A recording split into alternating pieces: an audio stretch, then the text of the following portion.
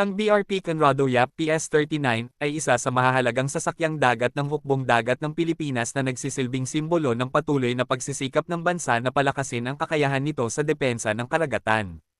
Dating kilala bilang Pohang-class corvette ng South Korean Navy, ang barkong ito ay opisyal na inilipat sa Pilipinas bilang bahagi ng military assistance at defense cooperation ng dalawang bansa.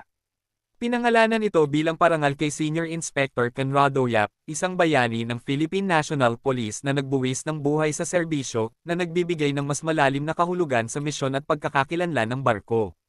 Ang BRP Conrado Yap ay itinayo noong dekada 1980 at dinisenyo upang magsagawa ng anti-surface, anti-submarine, at coastal patrol operations.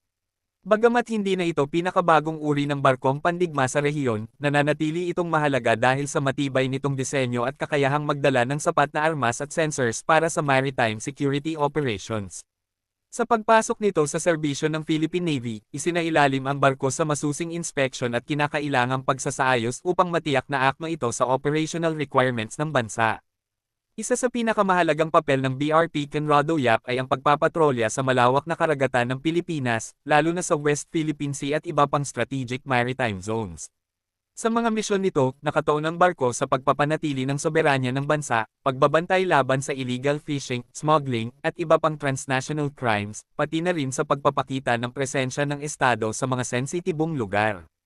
Ang presensyang ito ay mahalaga hindi lamang sa aspeto ng seguridad kundi pati na rin sa diplomatikong mensahe na ipinapadala ng Pilipinas sa rehiyon.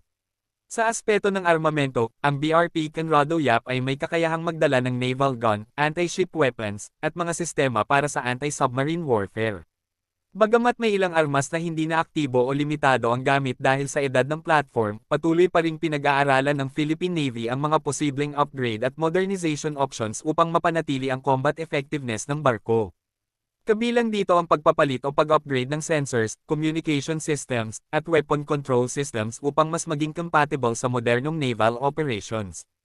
Ang barko rin ay nagsisilbing mahalagang training platform para sa mga tauhan ng Philippine Navy. Dito nahahasa ang mga opisyal at enlisted personnel sa aktwal na operasyon ng isang combat ship, mula sa navigation at engineering hanggang sa combat information center operations. Ang karanasang ito ay kritikal lalo na sa panahon ng patuloy na modernisasyon ng hukbong dagat, dahil nagbibigay ito ng pundasyon sa kaalaman at kasanayan ng mga tauhan na kalaunan ay ilalapat sa mas bagong mga barko. Sa larangan ng humanitarian assistance at disaster response, ang BRP Conrado Yap ay may kakayahang tumulong sa search and rescue operations, relief distribution, at maritime assistance lalo na sa mga baybaying lugar na madalas tamaan ng bagyo at iba pang kalamidad. Ang ganitong papel ay nagpapakita na ang barko ay hindi lamang instrumento ng digmaan kundi isa ring mahalagang asset sa pagtulong sa mamamayan sa panahon ng pangangailangan. Ang kakayahan nitong mag-operate sa masamang panahon at magbigay ng logistical support ay nagbibigay ng dagdag na halaga sa serbisyo nito. Ang presensya ng BRP Conrado Yap sa mga joint exercises at port visits ay nagpapalakas din ng ugnayang panseguridad ng Pilipinas sa mga kalyadong bansa. Sa pamamagitan ng pakikilahok sa multilateral at bilateral naval activities, na ipapakita ang interoperability ng Philippine Navy at ang kakayahan nitong makipagtulungan sa ibang hukbong dagat. Mahalaga ito sa konteksto ng regional security, lalo na sa Indo-Pacific, kung saan ang kooperasyon at koordinasyon ay susi sa pagpapanatili ng kapayapaan at katatagan. Sa kabila ng mga hamon na dulot ng edad ng barko, patuloy na pinahahalagahan ng Philippine Navy ang kontribusyon ng BRP Conrado Yap.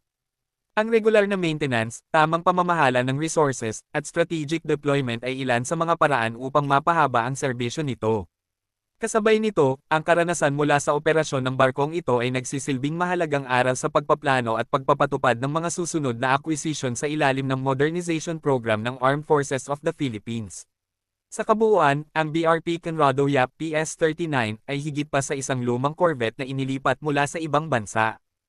Ito ay isang aktibong bahagi ng kasalukuyang kakayahan ng Philippine Navy, isang simbolo ng sakripisyo at serbisyo, at isang mahalagang hakbang sa patuloy na paglalakbay ng Pilipinas tungo sa mas matatag at mas handang hukbong dagat. Sa bawat paglayag nito, dala nito ang responsibilidad ng pagbabantay sa karagatan ng bansa at ang pangakong ipagpapatuloy ang misyon ng proteksyon, kapayapaan, at paglilingkod sa sambayanang Pilipino.